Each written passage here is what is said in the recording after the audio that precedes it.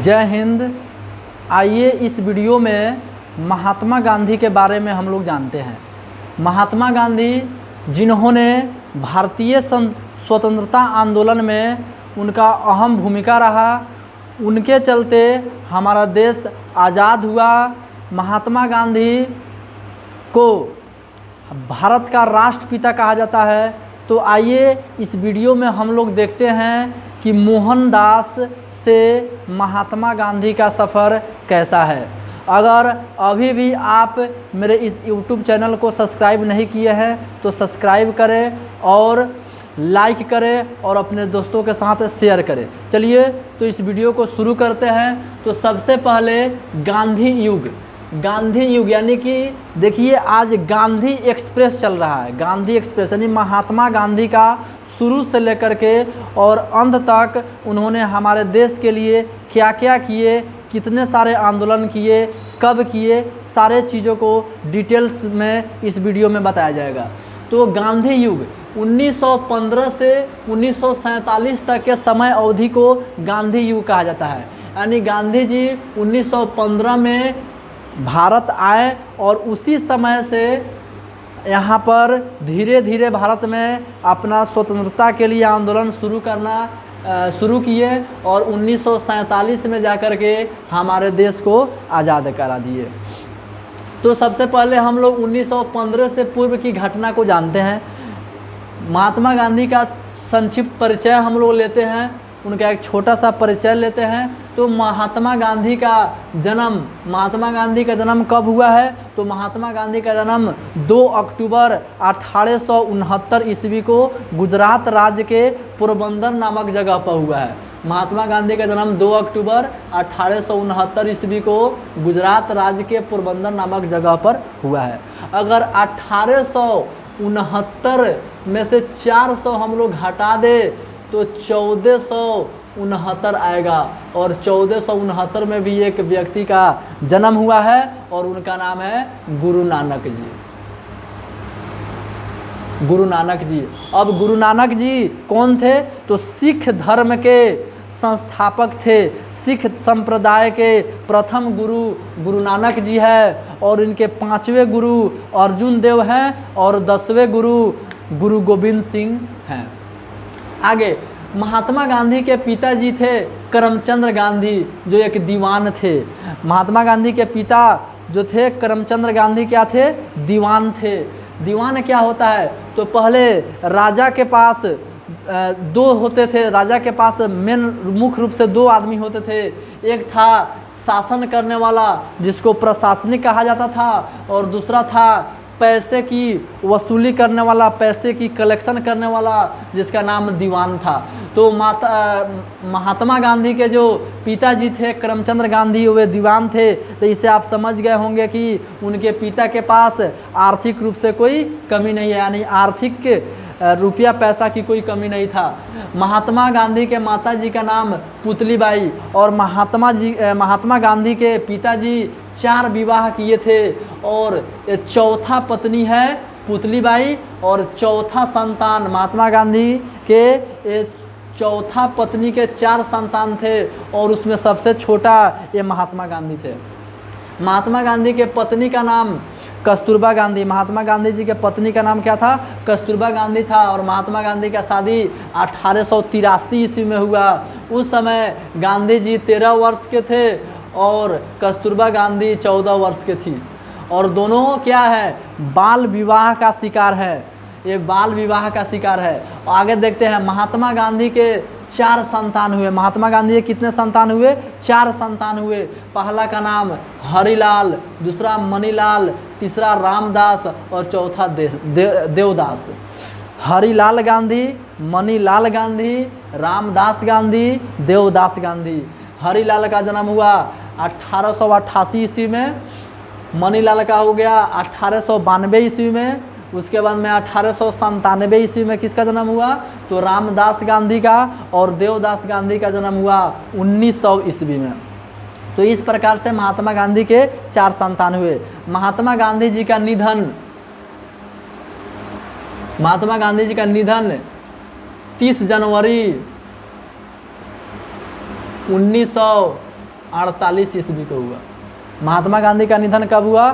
तो 30 जनवरी 1948 ईस्वी को हुआ और इनको गोली मारकर इनका हत्या किया गया। गोली इनको मारा था नाथूराम गोडसे।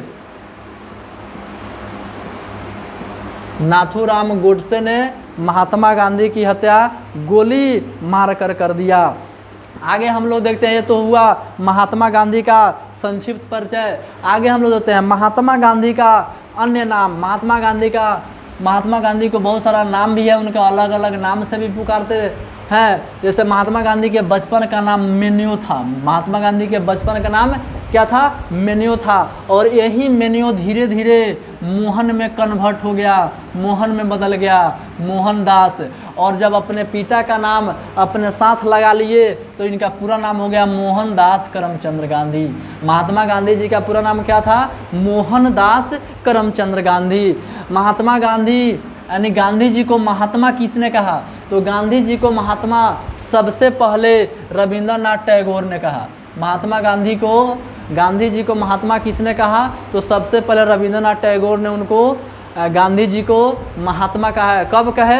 तो 1917 ईस्वी में चंपारण आंदोलन के समय, चंपारण सत्याग्रह के समय गांधी जी को रविंद्रनाथ टैगोर ने महात्मा कहा। और देखो दोनों में दोस्ती काफ़ी बहुत अच्छी थी। इस दोनों में महात्मा गांधी और रविंद्रनाथ टैगोर में दोनों की दोस्ती काफ़ी अच्छी थी। जब भी गांधी जी को कभी रविंद्रनाथ टैगोर दिखाई देते, मुलाकात होते, तो इनको वे गुरुजी कहकर बुलाते थे। यानी कि रविंद्रनाथ टैगोर का उपनाम गुरुजी और गांधी जी का उपनाम महात्मा। और रविंद्रनाथ टैगोर गांधी जी को महात्मा कहते थे और महात्मा गांधी रविंद्रनाथ टैगोर को गुरुजी कहकर बुलाते थे। आगे बापू। महात्मा गांधी को बापू किसने कहा? तो जवाहरलाल नेहरू। और कई किताबों में सरोजिनी नायडू का भी चर्चा आता है और सदाकत आश्रम के बच्चे। तो यहाँ पर जो विवादित सवाल रहता है तो वह परीक्षा में बहुत कम पूछे जाते हैं। लेकिन आपसे गांधी जी को महात्मा किसने कहा, ये क्वेश्चन बहुत बार बहुत सारे परीक्षा में आए हैं और ये आपके परीक्षा में आने की इसकी संभावना है। तो गांधी जी को महात्मा किसने कहा? तो रविंद्रनाथ टैगोर। रविंद्रनाथ टैगोर का उपनाम क्या है? तो गुरुजी। गांधी जी का पूरा नाम क्या है? तो मोहनदास करमचंद गांधी। गांधी जी के बचपन का नाम क्या है? तो मेन्यू। आगे गांधी जी को अर्धनग्न फकीर किसने कहा? तो गांधी जी को अर्धनग्न फकीर चर्चिल ने कहा। चर्चिल ने गांधी जी को अर्धनग्न फकीर कहा। और बहुत सारे बुक में आपको फ्रैंक मोरेस का भी नाम आएगा। गांधी जी को चर्चिल ने देशद्रोही फकीर भी कहा था। देशद्रोही फकीर। लंदन में गांधी जी को चर्चिल ने क्या कहा था? देशद्रोही फकीर। और आज वही गांधी जी का प्रतिमा लंदन में, जहाँ पर चर्चिल की प्रतिमा है, वहाँ पर बहुत बड़ा सा गांधी जी का प्रतिमा भी लगा हुआ है। और गांधी जी का पूजा अपने देश में नहीं, बाकी बहुत सारे देशों में इनका पूजा भी किया जाता है। आगे one man boundary force. One man boundary force Gandhi ji को किसने कहा? गांधी जी को किसने वन मैन बाउंड्री फोर्स कहा? तो लॉर्ड माउंटबेटन ने कहा। मलंग बाबा। गांधी जी को मलंग बाबा किसने कहा? तो गांधी जी को मलंग बाबा कहा खान अब्दुल गफ्फार खान ने। किसने कहा? खान अब्दुल गफ्फार खान। आपके माइंड में सवाल चला होगा कि मलंग बाबा क्या होता है? तो समझिए, मलंग बाबा का मतलब होता है वादे का पक्का। वादे का पक्का होना मलंग बाबा कहलाता है। तो गांधी जी वादे का पक्के थे, इसलिए इनका नाम खान अब्दुल गफ्फार खान ने इनको मलंग बाबा कहकर बुलाते थे। राष्ट्रपिता, father of nation. Gandhi ji को राष्ट्रपिता किसने कहा? तो गांधी जी को राष्ट्रपिता सुभाष चंद्र बोस ने कहा। गांधी जी को राष्ट्रपिता किसने कहा? सुभाष चंद्र बोस ने कहा। आगे हम लोग देखते हैं कि पढ़ाई और नौकरी। गांधी जी ने पढ़ाई कहाँ और कब किए? तो गांधी जी ने पढ़ाई जो किए वे लंदन में बैरिस्टर की पढ़ाई करने गए। बैरिस्टर क्या होता है? वकालत की पढ़ाई। पहले के ज़माना में वकालत की पढ़ाई करना बहुत बड़ा माना जाता था। आज ना डॉक्टर इंजीनियर हो गया है और रेलवे, लेकिन पहले के ज़माना में आपको बैरिस्टर यानी कि वकालत की पढ़ाई करना सर्वोत्तम माना जाता था, क्योंकि भारत को वकीलों का देश कहा जाता है। और यहाँ पर वकील, बहुत सारा वकील है, वकीलों का इसको देश बोला जाता है, भारत को वकीलों का स्वर्ग कहा जाता है। तो वकालत की पढ़ाई करने गए कब? 1883 ईस्वी में। गांधी जी वकालत की पढ़ाई करने 1883 ईस्वी में लंदन गए, क्योंकि आप पहले भी जान चुके हैं कि उनके पिताजी राजकोट के दीवान थे, तो उनके पास आर्थिक कोई कमी नहीं था, इसलिए उस युग में, उस ज़माने में वे लंदन पढ़ाई करने गए थे। कौन चीज़ के लिए पढ़ाई करने? वकालत की पढ़ाई करने। और वहाँ से वकालत की पढ़ाई करने के बाद फिर 1891 ईस्वी में इंडिया आए वकालत की पढ़ाई करने के बाद। तो एक दादा अब्दुल्ला गुजराती व्यापारी है, जिनका दक्षिण अफ्रीका में एक बहुत बड़ा बिजनेस चलता था, व्यापार चलता था। तो उनको मालूम हुआ कि एक गुजरात का कोई आदमी है महात्मा गांधी, जिन्होंने वकालत का पढ़ाई करके आए हैं। तो उन्होंने महात्मा गांधी से संपर्क करके उनको बोला कि आप 1 साल के लिए मेरे यहाँ चलिए, क्योंकि मेरे बिजनेस में एक वकील की ज़रूरी है। तो उन्होंने 1893 ईस्वी में डरबन चले गए। कहाँ गए? डरबन, दक्षिण अफ्रीका डरबन गए। और डरबन गुजराती जो व्यापारी था दादा अब्दुल्ला ने उनको आने जाने का खर्चा, ट्रेन का टिकट, सबका खर्चा दिए और उनको बुलाया। 1893 में उन्होंने कहाँ चला गए? डरबन गए, दक्षिण अफ्रीका में। दक्षिण अफ्रीका में जैसे ही वे एक स्टेशन है पीटरमरिट्जबर्ग, स्टेशन का क्या नाम है? पीटरमरिट्जबर्ग स्टेशन। उस स्टेशन पर जैसे ही गांधी जी गए तो वहाँ पर गोरे लोगों ने यानी अंग्रेज़ों ने गांधी जी को जैसे ही फर्स्ट क्लास यानी एसी बोगी में उनको देखा तो उन्होंने कहा कि इसमें ब्लैक आदमी है, ये काला आदमी कहाँ से फर्स्ट क्लास के बोगी में बैठ गया है, उतरो तुम। तो गांधी जी बोले कि नहीं, मेरे पास तो टिकट है, मुझे बैठने का अधिकार है, मैं नहीं उतर सकता हूँ। तो अंग्रेज़ों ने कहा कि अगर तुम उतर नहीं सकते हो तो मैं तुम्हें पूरी सामान सहित यहाँ से नीचे गिरा दूंगा और नीचे धक्का दे करके आपको गिरा दूंगा। तो गांधी जी बोले कि आप फेंकने के लिए स्वतंत्र है, लेकिन मैं उतर नहीं सकता हूँ क्योंकि मेरे पास बैठने के लिए अधिकार है, मेरे पास टिकट है। और हुआ क्या कि वहीं पर अंग्रेज़ों ने इसी स्टेशन पर क्या किया, गांधी जी को धक्का दे करके गिरा दिए, नीचे गिरा दिए। और गांधी जी रात भर उसी स्टेशन पर है। सुबह होते ही दक्षिण अफ्रीका में जो गुजराती व्यापारी था दादा अब्दुल्ला, उनकी जानकारी और वा करके गांधी जी को यहाँ से ले गए। दक्षिण अफ्रीका में गांधी जी कितने सालों तक रहे? तो ये भी सवाल आपसे पूछ सकता है कि दक्षिण अफ्रीका में गांधी जी कितने वर्षों तक रहे।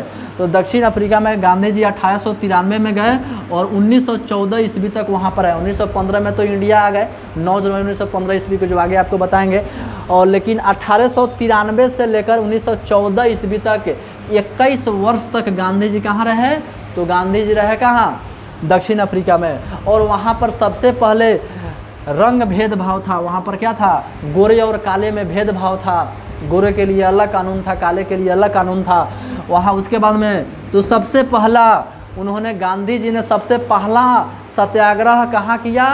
तो पहला सत्याग्रह दक्षिण अफ्रीका में किया। देखिए, अगर आपसे सवाल पूछता है कि गांधी जी का भारत में पहला सत्याग्रह कौन है, तो चंपारण सत्याग्रह। लेकिन अगर भारत वर्ड नहीं आता है, गांधी जी का पहला सत्याग्रह कौन था, तो दक्षिण अफ्रीका में था पहला सत्याग्रह। और भारत में पूछेगा तो चंपारण सत्याग्रह। आगे यहाँ पर दक्षिण अफ्रीका में ही डरबन शहर में 1904 ईस्वी को गांधी जी ने एक फिनिक्स आश्रम खोला। उसके बाद में गांधी जी पहला समाचार पत्र का यहाँ पर संपादन किए, जिसका नाम था Indian Opinion. Indian Opinion Gandhi ji का पहला समाचार पत्र था, तो वहीं पर दक्षिण अफ्रीका में इनको प्रकाशित किए। उन्होंने सत्याग्रह शब्द का इस्तेमाल किया। सत्याग्रह का मतलब क्या होता है? तो सत्य के लिए आग्रह। वे बोले कि सत्य के लिए आग्रह कीजिए, यही सत्याग्रह है कि कोई भी काम को हिंसा से मार पीट करके हम उसको नहीं प्राप्त कर सकते हैं, लेकिन उसके हृदय में परिवर्तन कीजिए। हृदय में परिवर्तन, सत्याग्रह का मतलब होता है कि अपने दुश्मन के, अपने शत्रु के हृदय में परिवर्तन करके सत्य के लिए आग्रह कीजिए, वही सत्याग्रह है। इस वर्षों तक गांधी जी दक्षिणी अफ्रीका रहते हैं और उसके बाद में गांधी जी अब अपने देश, स्वदेश, अपने भारत लौटते हैं। गांधी जी का भारत आगमन, गांधी जी अब भारत में आते हैं। तो कब भारत में आते हैं? 9 जनवरी 1915 ईस्वी में। महात्मा गांधी भारत कब आए? 9 जनवरी 1915 ईस्वी में आए। इसलिए प्रत्येक 9 जनवरी को हम लोग भारतीय प्रवासी दिवस मनाते हैं। 9 जनवरी को हम लोग क्या मनाते हैं? भारतीय प्रवासी दिवस के रूप में मनाते हैं। तो भारत आते समय उन्होंने पहला आश्रम खोला, साबरमती आश्रम। गांधी जी सबसे पहला आश्रम कौन खोला था? तो फिनिक्स आश्रम दक्षिण अफ्रीका में। अगर सवाल इस तरह पूछे कि भारत में सबसे पहला आश्रम कौन खोला, तो कब खोला गया, कौन खोला, तो उस आश्रम का नाम है साबरमती आश्रम। देखिए, जब भारत में पढ़ करके यह इंग्लैंड लंदन से पढ़ करके आए थे, इंग्लैंड से वकील की पढ़ाई पढ़ करके जब आए थे, तो अंग्रेज़ों ने 1915 ईस्वी में गांधी जी को एक उपाधि दिया था। उस उपाधि का नाम था केसर ए हिंद, यानी कि इस हिंदुस्तान का ही एक केसर है, एक ऐसा व्यक्ति है जो बहुत जानकार है, बहुत पढ़ा लिखा है, लंदन में पढ़ाई करके आया है। इसलिए इनको अंग्रेज़ों ने 1915 ईस्वी में केसर ए हिंद की उपाधि दिया था। उसके बाद में महात्मा गांधी के राजनीतिक गुरु थे गोपाल कृष्ण गोखले। 9 जनवरी 1915 ईस्वी को वह भारत आए और 19 फरवरी 1915 ईस्वी को महात्मा गांधी के जो राजनीतिक गुरु गोपाल कृष्ण गोखले जी थे, उनका निधन हो गया। और उसी समय चल रहा था प्रथम विश्व युद्ध, फर्स्ट वर्ल्ड वार। कब चल रहा था? तो 1914 से लेकर 1918 ईस्वी तक यह चलते रहा। और गांधी जी 1915 में भारत आए थे और अपने देश की स्थिति को देखने के लिए उन्होंने बोले कि साल भर तक ले 15 में आए और बोले कि 1 साल तक मैंने पूरे देश का भ्रमण करके और अपने देश की स्थिति को देखेंगे कि क्या यहाँ पर अंग्रेज़ों का शासन कैसा चल रहा है। आगे गांधी जी का जो विचार था वो ना नरम थे ना गरम थे। अगर आपके दिमाग में ये है कि ना गांधी जी नरम दल के थे, तो नहीं, गांधी जी ना नरम दल के थे ना गरम दल के थे। क्योंकि अंग्रेज़ों के सामने अंग्रेज़ न नरम वाला का सुनता था न गरम वाला का सुनता था। इसलिए गांधी जी बीच का रास्ता अपनाते थे। वे हल्का सा नरम थे और हल्का गरम थे, वे बीच के थे। यानी वे हृदय परिवर्तन करके, सत्याग्रह करके वो कोई काम करना चाहते थे। और उनका हथियार था क्या? उनका हथियार था सत्य। वो बोलते थे हमेशा सत्य बोलेंगे, सत्य के लिए आग्रह करेंगे, अहिंसा, मार काट नहीं करेंगे, बहिष्कार। अगर कोई चीज़ हमको लेना है तो उसके लिए सबसे पहले हमको अगर कोई चीज़ करना है, कोई आंदोलन करना है, तो उसमें हम लोग बहिष्कार करेंगे, उपवास रखेंगे, भूखे रह जाएंगे, भूख हड़ताल करेंगे, स्वदेशी यानी अपने देश की सामानों का इस्तेमाल करना शुरू कर देंगे। तो ऑटोमेटिक है कि जो विदेशी वस्तु है उसको छोड़ देंगे तो विदेशों का लोग कमज़ोर पड़ जाएगा, अंग्रेज़ अपने आप समझ जाएगा और वह कमज़ोर पड़ने लगेगा। इसके बाद में महात्मा गांधी इंडिया आने के बाद में क्या हुआ? तो एक आप नाम सुने, चंपारण सत्याग्रह यानी चंपारण आंदोलन, चंपारण मूवमेंट। यह एक प्रकार का कृषक यानी कि किसान आंदोलन था, कृषि आंदोलन था। चंपारण आंदोलन कैसा आंदोलन है? तो कृषि आंदोलन है, कृषक आंदोलन है, किसानों के लिए किया गया आंदोलन है। ये भारत में महात्मा गांधी का प्रथम सत्याग्रह था। भारत में महात्मा गांधी का प्रथम सत्याग्रह कौन था? तो यह किसान आंदोलन था, यह चंपारण सत्याग्रह। और ये चंपारण कहाँ है? तो ये चंपारण बिहार में है। चंपारण कहाँ है? बिहार में है। आज यही चंपारण 2 भागों में बटा हुआ है, 2 जिला के रूप में बटा हुआ है। एक है पूर्वी चंपारण और दूसरा है पश्चिमी चंपारण। पहले एक चंपारण था और ये बिहार में चंपारण है। भारत में महात्मा गांधी का यह प्रथम सत्याग्रह है जो 1917 ईस्वी में हुआ। अब क्या हुआ कि यहाँ पर 1916 ईस्वी में INC, इंडियन नेशनल कांग्रेस, भारतीय राष्ट्रीय कांग्रेस, जिसका स्थापना 1885 ईस्वी में हुआ था, उनका लखनऊ में अधिवेशन था और उसमें गांधी जी पहली बार जाने वाले थे। तो एक किसान है राजकुमार शुक्ल और संत राउत, दोनों व्यक्ति ने गांधी जी को बुलाने के लिए कहाँ चले जाते हैं? तो लखनऊ जाते हैं। यहाँ चंपारण से लखनऊ जाते हैं 1916 ईस्वी में, और जाकर के वहाँ पर गांधी जी से बोलते हैं कि देखिए वे तो जाने वाले थे कांग्रेस अधिवेशन में इस अपने बात को प्रस्ताव को रखने, लेकिन वहाँ पर गांधी जी ने आए थे तो सबसे पहले इन्होंने बात गांधी जी से ही रखा, क्योंकि ये लोग जानते थे कि गांधी जी ने तो विदेशों में दक्षिण अफ्रीका में पूरा तबाही मचा कर के आए हैं, तो अपने देश में क्यों नहीं कर सकते हैं, यहाँ पर क्यों नहीं अच्छा काम कर सकते हैं, यहाँ से अंग्रेज़ों की धुलाई क्यों नहीं कर सकते हैं, अंग्रेज़ों को क्यों नहीं भगा सकते हैं। तो उन्होंने कहा 1916 में जाकर के राजकुमार शुक्ल और संत राउत दोनों व्यक्ति गए और महात्मा गांधी से बोले कि गांधी जी मेरे चंपारण में किसानों को बहुत सारा दिक्कत है, तकलीफ़ है, चंपारण के लोगों से अंग्रेज़ों ज़बरदस्ती नील की खेती करा रहा है, नील की खेती से क्या होता है, खेत बंजर हो जाता है। और उसी समय क्या था कि जर्मनी एक ऐसा देश है, जर्मनी देशों में नील जो होता था, नील वहाँ पर क्या होता था, नील का फैक्ट्री लग गया और फैक्ट्री में नील बनने लगा, कृत्रिम नील बनने लगा, नील का निर्माण होने लगा। और यहाँ पर अंग्रेज़ों ने कहा कि जब जर्मनी जैसा देश अब नील बना रहा है और हम लोग नील इंडिया से उगा करके लाते हैं, तो यहाँ पर थोड़ा कठिनाई होगा कि बनाने में और उगाने में बहुत फ़र्क है। तो इन्होंने क्या किया कि आकर के भारत में और चंपारण में, विशेष करके बिहार में खेती ज़्यादा होता है, यहाँ पर कृषि ज़्यादा होता है, इसलिए आकर के यहाँ पर नील की खेती के लिए जोर दे दिया और 3 कठिया पद्धति का नियम लगा दिया, 3 कठिया नियम लगा दिया। 3 कठिया का मतलब होता है कि 20 कट्ठा, यानी बिहार में 20 कट्ठा को 1 बीघा कहा जाता है, यानी जिसके पास 20 कट्ठा ज़मीन है उसमें से 3 कट्ठा नील का खेती करना उन्होंने अनिवार्य कर दिया, और वो भी अपना मन से उस नील का कीमत देता था। तो यहाँ के किसानों ने सोचा कि इस बात को हम लोग रखते हैं कांग्रेस में, तो वहाँ पर जाकर के गांधी जी से बोले, तो गांधी जी बोले कि ठीक है चलिए हम आ कर के आप लोग के समस्याओं को देखेंगे, और ये लोग चले आए।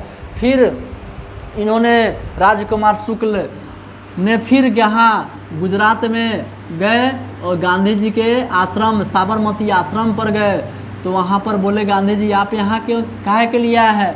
तो वो बोले कि देखिए आपको चंपारण चलना होगा, चंपारण के किसान को बहुत दिक्कत है, बहुत समस्या है, बहुत तकलीफ़ है, अंग्रेज़ बहुत ज़बरदस्ती कर रहा है, वो अपने मन से हम लोग को नील का भाव देता है लेकिन ज़बरदस्ती नील की खेती करवा रहा है। नील की खेती करने से तो खेत बंजर हो जाता है, हम लोग खेती दूसरा कर लेंगे लेकिन वो नहीं करेंगे। तो वहाँ से गांधी जी बोले कि ठीक है चलिए हम बंगाल आने वाले हैं, बंगाल से तुरंत है आपका क्या बिहार, वहाँ हम चले आएंगे। तो फिर ये लोग वहाँ से वापस चले आए, और जिस डेट को बोले थे बंगाल आने के लिए उससे 1-2 दिन पहले ही राजकुमार शुक्ल फिर कहाँ पहुँच जाते हैं, बंगाल पहुँच जाते हैं। जैसे ही गांधी जी का वहाँ आगमन होता है उससे पहले अब फूल माला लेकर तैयार रहते हैं, और वहाँ पर भी गांधी जी बोलते हैं कि आप यहाँ, तो बोलेंगे हुजूर आपको तो ले करके चलेंगे, क्योंकि चंपारण में किसानों के साथ बहुत बड़ी समस्या हो रही है। और गांधी जी वहाँ पर उनको अंतों का तो वो तो क्या कर रहे थे, मनमुटाव कर रहे थे कि नहीं होगा कोई, छोड़ो जाया जाएगा। उनको तो घूमना ही था पूरे देश में गांधी जी को, लेकिन वह धीरे धीरे एक तरफ से घूम रहे थे। लेकिन इस राजकुमार शुक्ल जो एक अनपढ़ किसान है, इनके परिश्रम को देकर, मेहनत को देकर के बोले कि देखिए चलिए हम आपको चलते हैं, आपकी बिहार चलते हैं। और बिहार में सर्वप्रथम गांधी जी आते हैं 10 अप्रैल 1917 ईस्वी को, और पटना में आते हैं। और पटना में आते हैं, डॉक्टर राजेंद्र प्रसाद नहीं रहते हैं उस समय, उनको तबीयत खराब रहता है, कहीं दूसरे जगह रहते हैं, तो पटना रुकते नहीं है। फिर आगे आते हैं मुजफ्फरपुर में एक है जेबी कृपलानी, और एक शिक्षक है, प्रोफेसर है, ये अपने सारे बच्चों के साथ गांधी जी का स्वागत करते हैं। फिर डॉक्टर राजेंद्र प्रसाद सुनते हैं तो वो भी आते हैं। उसके बाद में अनुग्रह नारायण सिंह और बहुत सारे लोगों का जमावड़ा भीड़ इकट्ठा हो जाता है, और मन ही मन बहुत खुश होते हैं। कौन? राजकुमार शुक्ल, कि अब तो मेरा काम बन जाएगा। तो वहाँ से राजकुमार शुक्ल बोलते हैं कि गांधी जी को कि हम जाते हैं और चंपारण में जो कमिश्नर है उसे इजाज़त लेके आते हैं। तो कमिश्नर मार्च हेड इजाज़त नहीं देता है कि नहीं आएंगे गांधी जी। फिर आकर के बोलते हैं गांधी जी को कि देखिए वो इजाज़त नहीं दे रहा है। तो गांधी जी कहते हैं कि जब हम मुजफ्फरपुर तक चले आए हैं तो यहाँ से 2 कदम मोतिहारी है, आपका चंपारण है, वहाँ तो चलेंगे। और 15 अप्रैल 1917 ईस्वी को गांधी जी इस पावन चंपारण की धरती पर कदम रखते हैं। और जैसे ही यहाँ पर कदम रखते हैं बहुत सारा लोगों का भीड़ इकट्ठा हो जाता है। और तुरंत उसी समय कमिश्नर ने, उस समय जो अंग्रेज का जो कमिश्नर था, उन्होंने अपने फोर्स को भेज करके गांधी जी को गिरफ्तार कर लेता है और बोलता है कि आप बिना इजाज़त के चंपारण क्यों आए हैं, चलिए आपको गिरफ्तार करते हैं, आप कोर्ट चलिए, जेल में चलिए। और मोतिहारी के कोर्ट में गांधी जी को ले जाया जाता है। और वहाँ पर क्या किया जाता है, गांधी जी बोलते हैं कि चलिए आपको भी हम जज, आपके भी वकील से हम भेंट करते हैं, हम भी तो वकालत की पढ़ाई करके आए हैं, किस जुर्म में आप हमको गिरफ्तार करके ले जा रहे हैं। जैसे ही वहाँ पर जाते हैं जज के, तो जज लोगों के भीड़ को देख करके वह क्या करता है कि गांधी जी को परमिशन दे देता है कि ठीक है जाइए, आप घूमिए फिरिए देखिए, लेकिन कोई दंगा फसाद नहीं होना चाहिए। गांधी जी वहाँ से आते हैं और उसी समय गवर्नर एडवर्ड जांच कमेटी का गठन करता है, जिसका अध्यक्ष है FG सलाई, सदस्य रीड, गांधी, हरिप्रसाद रैनी, बहुत सारे लोगों की सदस्यता में एक कमेटी का गठन होता है। और पूरे चंपारण में गांधी जी घूम करके किसानों की समस्याओं को सुनते हैं। और सच में गांधी जी बोलते हैं कि सच में यहाँ पर किसानों के साथ बुरा हाल है, समस्या है, तकलीफ़ है। और उन्होंने जाकर के उसी समय वहाँ के कमिश्नर को जाकर के बोलते हैं कि देखिए यहाँ पर किसानों के साथ समस्या है, नील के खेती को लेकर के, 3 कठिया पत्ती को लेकर के। और गांधी जी के सिर्फ बातों से ही प्रभावित होकर के 3 कठिया पत्ती को हटा दिया जाता है।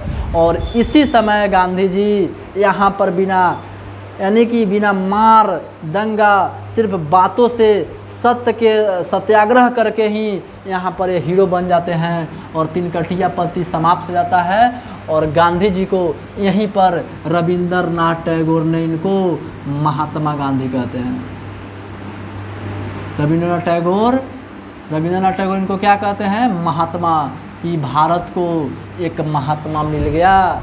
और इस प्रकार से चंपारण आंदोलन सफल होता है। इसकी आगे की जानकारी के लिए पार्ट 2 देखना न भूलें। जय हिंद।